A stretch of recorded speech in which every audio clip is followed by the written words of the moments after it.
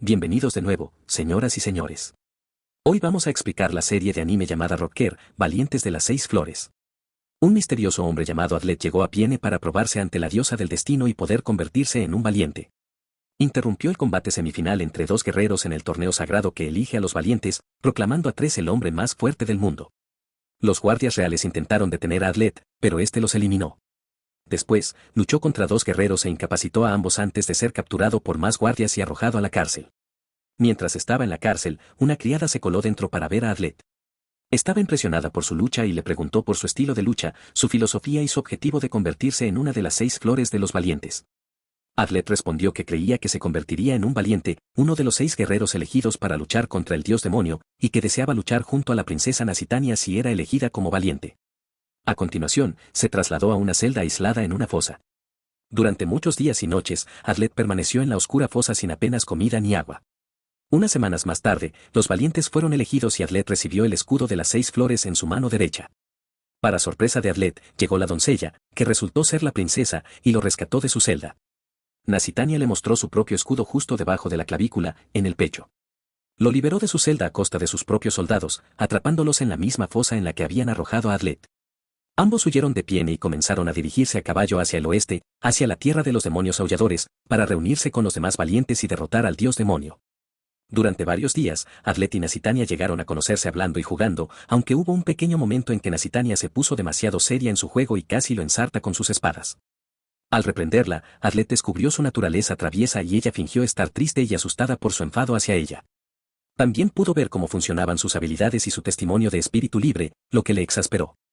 No obstante, empezaron a acercarse, pero cuando una aldea en su camino fue atacada por Quilloma, Adlet y Nasitania corrieron en su defensa y pudieron luchar juntos brevemente. Sin embargo, mientras escoltaban a los aldeanos, Adlet dio con una chica que se había quedado atrás. Nasitania le imploró a Adlet que su misión de derrotar al dios demonio era más importante que ayudar a una niña y que, posiblemente, la matara antes un Quilloma. Y pudiendo hacerlo, Adlet se adelantó dejando a Nasitania para defender a los aldeanos de cualquier Quilloma restante. Al llegar a la aldea, Adlet se sorprendió al encontrar varios cadáveres de Quilloma y una bola de hierro como única prueba, luego encontró a una chica de pelo blanco vestida de negro, ayudando a su perro en su joven cachorro, liberándolos. Frami le dice a Adlet que la deje en paz, afirmando que debe luchar sola contra el margen. Sin embargo, Adlet la persigue hasta que se ve obligada a viajar junto a él. Envía un mensaje a Nasitania con su caballo, diciéndole que ha encontrado a otro de los 6 valientes y que continúe hacia la península donde está el margen sin él. Adlet y Frami finalmente se topan con una fortaleza donde los soldados les explican acerca de una barrera que debe ayudar a los bravos en el templo cercano. Mientras Adlet y Frami continúan viajando, de repente son atacados por Nasitania y Goldov con Nasitania advirtiendo a Adlet que se mantenga alejado de Frami. Mientras Frami y Nasitania luchan a distancia, Goldov carga contra el primero. Adlet intenta detenerlo pero Goldov lo empuja a un lado, tratando de poner fin a la pelea, y luego le dice que son los Ous los que hay que detener y dice que Frami no es su enemiga ya que ella también es una de las valientes. Nasitania y Goldov se sorprenden al informar a Adlet que Frami es la valiente asesina. Frami no lo niega y confirma que efectivamente es la asesina. A continuación, nombra a algunas de sus víctimas. Luego dice que Goldov y Nasitania también son sus objetivos mientras les apunta con su arma. Adlet pregunta si Leona también era su objetivo, pero Frami responde que sí, pero que no sabía lo que le había pasado. Adlet le pregunta entonces por qué mató a todos los posibles valientes, y Frami responde que el margen podría volver si solo quedan guerreros débiles para ser elegidos como valientes. Goldov y Nasitania se convencen ahora de que es su enemiga y están a punto de matar a Frami cuando Adlet se lo impide. Se niega a creer que alguien que intenta revivir el margen sea elegido como valiente y dice que se pondrá del lado de Frami si tiene que luchar. Nasitania decide finalmente darle la razón a Adlet y le dice a Goldov que dejarán de luchar. Luego informa a Frami de que sigue sin creerla y que solo confía en Adlet. Cuando el grupo se aleja de Maura, se dan cuenta de que varios Yoan voladores se dirigen al templo. Los valientes corren hacia el templo pero son bloqueados por otro grupo de Yoan. Mientras luchan, Nasitania ordena a Adlet que se adelante hasta el templo. Cuando Adlet llega al templo, ve a una sacerdotisa herida. Se gira para ayudarla, pero ella le dice que se deprisa en entrar. Adlet intenta abrir la puerta, pero no se abre, así que la hace estallar con unos explosivos. Inmediatamente después, 2 soldados blindados salen del interior y atacan a Adlet que sorprendido, Adlet intenta preguntar a la sacerdotisa qué ha pasado pero en realidad es una Yoama que cambia de forma y escapa. Después de derrotar a los soldados que resultan ser solo armaduras, Adlet siente una fría sensación de pavor antes de entrar en el templo y se percata de que se desvanecen del suelo. Temiendo que alguien ya hubiera activado la barrera, Arlette entra en la cámara de activación solo para descubrir que su temor se había hecho realidad cuando nota que la espada ya está en el pedestal. Mira alrededor de la habitación pero no encuentra a nadie más a la vista. Nasitania, Framie y Goldov llegan y Nasitania le pregunta a Arlette por qué activó la barrera. Arlette insiste en que no fue él y que otra persona la activó y luego desapareció. Mientras el grupo intenta averiguar qué ha pasado, Goldov decide desactivar la barrera y quita la espada, pero Framie dice que el zorro sigue ahí. Arlette intenta apagarla cortándose la mano, goteando su sangre sobre el pedestal y recitando, barrera, libera, pero nada cambia. Nasitania entonces entra en pánico, agarrando la espada y atacando el pedestal, gritando, barrera libera y que ella era la dueña de la barrera mientras rompía la losa. Framie la detiene, diciéndole que no tiene sentido entrar en pánico cuando oyen pasos. Kiamo llega y pregunta qué ha pasado cuando reconoce a los miembros del grupo excepto a Arlette. Arlette le pregunta quién es y Kiamo se presenta y anuncia que ella también fue elegida como valiente.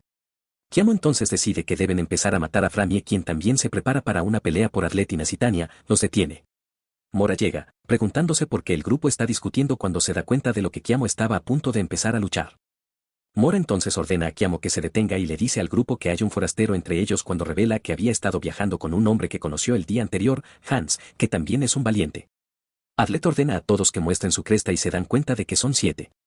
Mora cuenta al grupo la historia de la Santa de la Flor Única que dividió su poder en 6 para cada uno de los valientes, de manera que era imposible que hubiera más o menos de 6 valientes.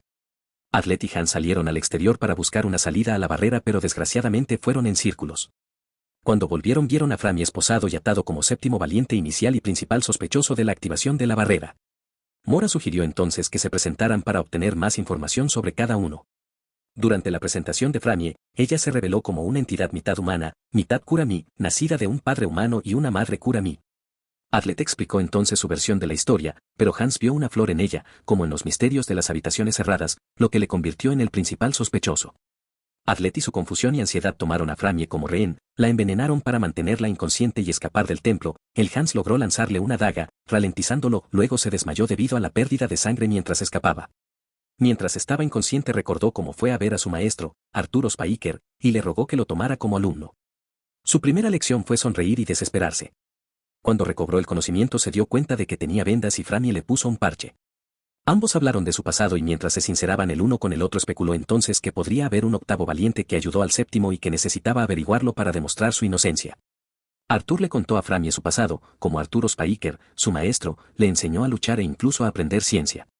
También habló de un lagarto como humanoide Chiyoma que tenía 3 alas que fue a su pueblo cuando era joven. Framie confirmó entonces que fue el mismo Chiyoma quien convenció a su madre para que la diera a luz.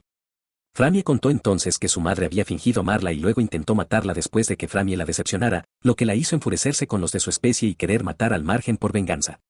Entonces se separaron y Framie volvió con los demás. Dentro del templo los valientes idearon el plan para capturar y matar a Arlette.